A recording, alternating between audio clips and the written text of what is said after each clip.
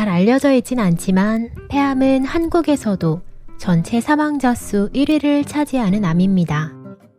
정말 많은 사람들이 폐암에 귀한 목숨을 잃고 있습니다.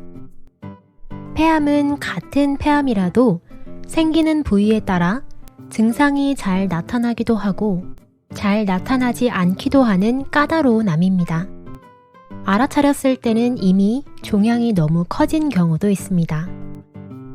이번 영상에서 폐암 증상에 관한 지식을 몸에 익히고 적절한 대응을 취하시기를 바랍니다.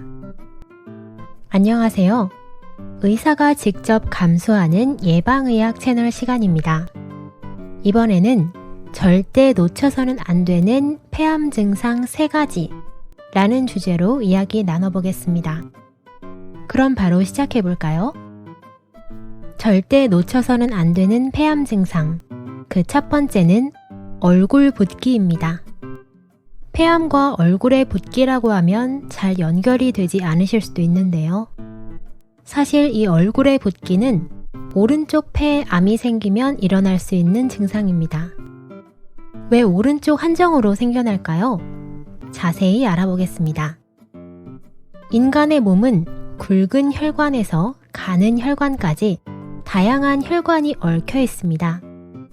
그 중에서 심장에서 혈액을 내보내는 혈관은 동맥, 그리고 심장으로 혈액이 되돌아가는 혈관은 정맥이라고 합니다. 그리고 이 정맥 중에서 가장 굵은 것이 몸의 오른쪽을 흐르고 있는 대정맥입니다. 가느다란 정맥에서 돌고 온 피를 하나로 모아 심장으로 되돌려 보내는 것입니다. 예상하셨겠지만 바로 이 대정맥 통로 쪽에 존재하고 있는 것이 폐입니다. 암은 발생하게 되면 그 뒤로 자신의 영역을 넓히기 위해 인근 장기를 침식해 간다는 특징이 있습니다.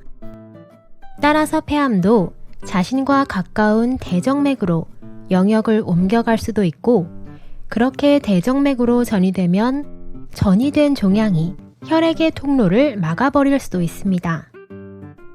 이렇게 되면 머리 쪽에 있는 혈액이 다시 심장으로 돌아가기 어려워지기 때문에 얼굴이 붓는 현상이 나타나게 됩니다.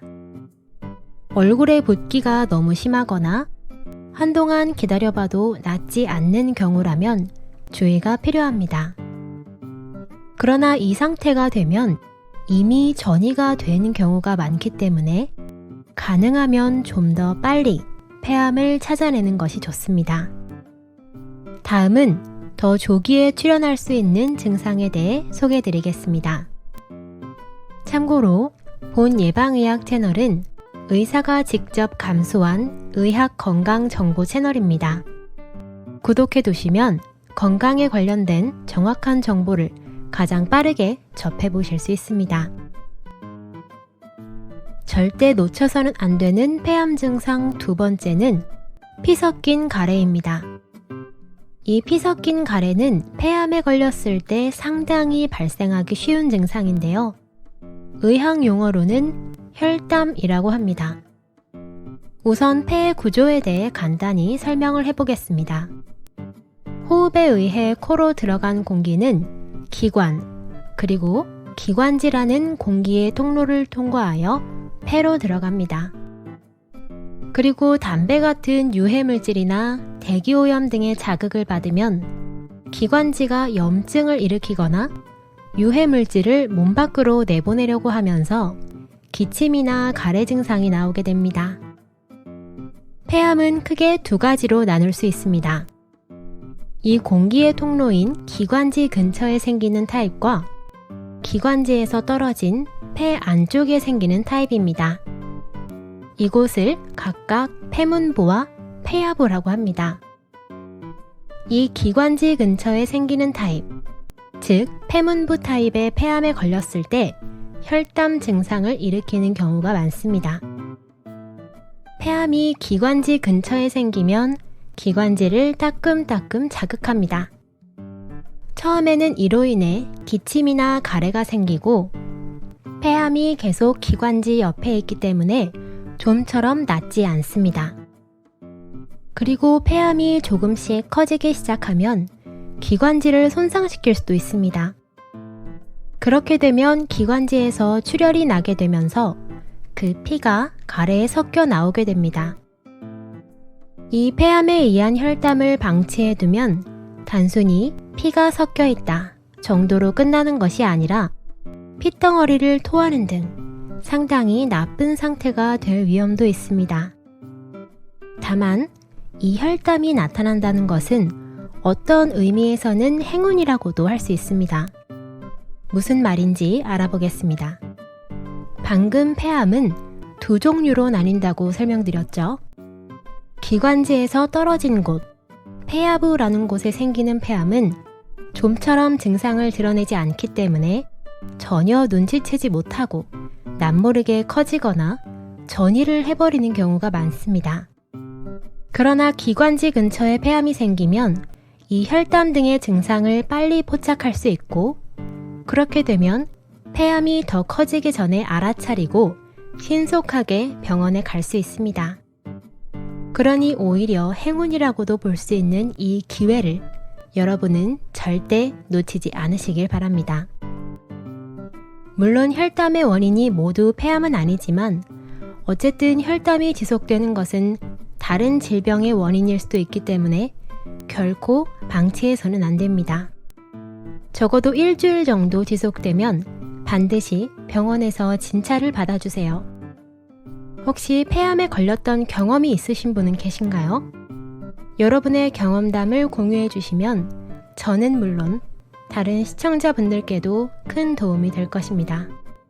댓글을 기다리고 있겠습니다. 절대 놓쳐서는 안 되는 폐암 증상 세 번째는 쌕쌕거림입니다. 폐에 폐암이 생기면 마치 천식이 생겼을 때처럼 쌕쌕거리거나 숨쉬기가 힘들어지는 경우가 있습니다. 왜 이런 증상이 일어나는 걸까요? 우선 천식으로 인해 쌕쌕거림이 발생하는 구조에 대해 먼저 알아보겠습니다. 천식은 대기오염이나 알레르기 등 다양한 자극의 영향으로 일어납니다. 이러한 자극에 의해 기관지가 붓거나 근육이 줄어들면서 기관지의 통로가 좁아지는 것이 쌕쌕거림의 원인이 되는 것이죠. 예를 들면 리코더나 피리는 다른 악기에 비해서 굉장히 높은 소리가 나지 않나요? 사실 이는 소리의 구조로 공기는 좁은 관 속을 통과하면 높은 소리가 나게 됩니다. 그래서 리코더나 피리와 마찬가지로 기관지가 어떤 원인으로 가늘어지고 그 좁은 통로로 호흡하면서 공기가 통과하게 되면 쌕쌕거림이 생기거나 삐삐 하는 평소보다 높은 소리가 나는 것입니다. 그리고 폐암에 걸려도 결과적으로 천식과 같은 상태가 될 수 있습니다. 아까 설명한 것과 같은 기관지 근처, 즉 폐문부에 생긴 폐암은 방치하면 서서히 성장합니다. 그 성장에 따라 기관지의 통로가 점차 좁아지는 것입니다. 폐암으로 좁아진 기관지에 공기가 통과하면 천식과 같은 쌕쌕거리는 소리가 나고, 더 커져서 완전히 기관지를 막아버리면 공기 교환을 할 수 없어 답답한 증상이 생기는 경우도 있습니다. 조금 전의 혈담 이야기처럼 이러한 증상이 생기는 폐암, 즉 기관지 근처에 생기는 폐암은 반대로 조기 발견에 도움이 되는 경우도 있기 때문에 절대 간과해서는 안 됩니다. 쌕쌕거림을 방치해두는 사람은 많이 없으시겠지만 천식뿐만 아니라 폐암에서도 일어날 수 있다는 것을 기억해 두신다면 좋겠습니다. 어떠신가요? 한국에서 사망자 수 1위인 무서운 암, 폐암의 증상에 대해 잘 아셨나요? 폐암을 전문으로 하는 곳은 호흡기 내과입니다. 만약 이번에 소개드린 증상을 겪으셨다면 일반 내과 또는 호흡기 내과에서 꼭 진찰을 받아보세요. 또 다른 암의 증상에 대해서도 해설 영상을 만들어 두었으니 관심이 있으시다면 그쪽도 함께 시청해 주시면 여러분의 건강한 생활에 도움이 되실 겁니다. 그럼 다음에도 새로운 진단으로 찾아뵙겠습니다.